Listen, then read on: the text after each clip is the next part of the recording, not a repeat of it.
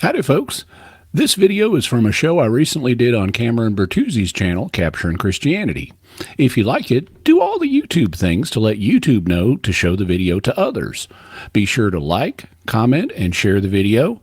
And I am trying to grow my channel, so be sure and subscribe and hit the bell notification.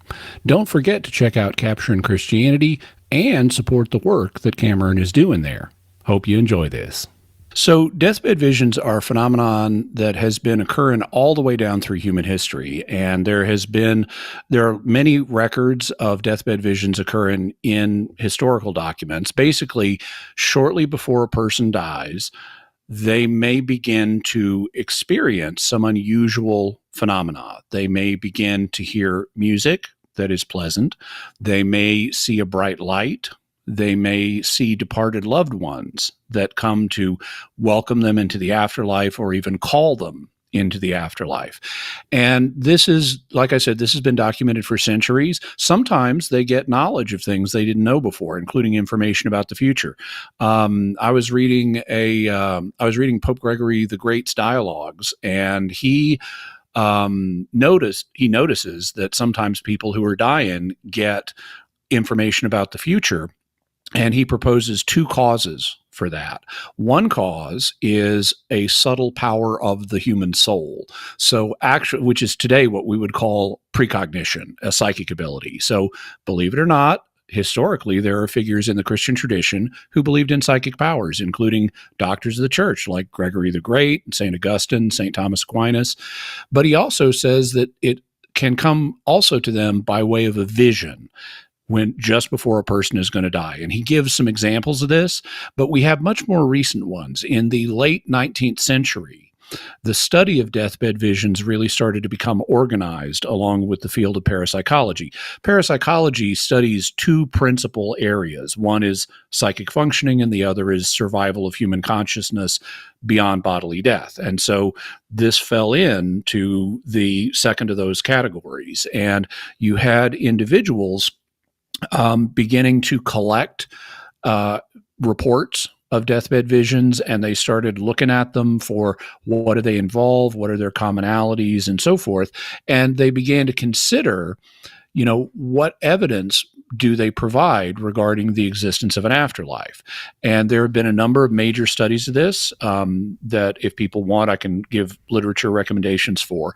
But basically, they noticed that the deathbed visions do intend to involve a given set of elements. There's light, there's music, there are departed loved ones who appear, or sometimes angels who appear.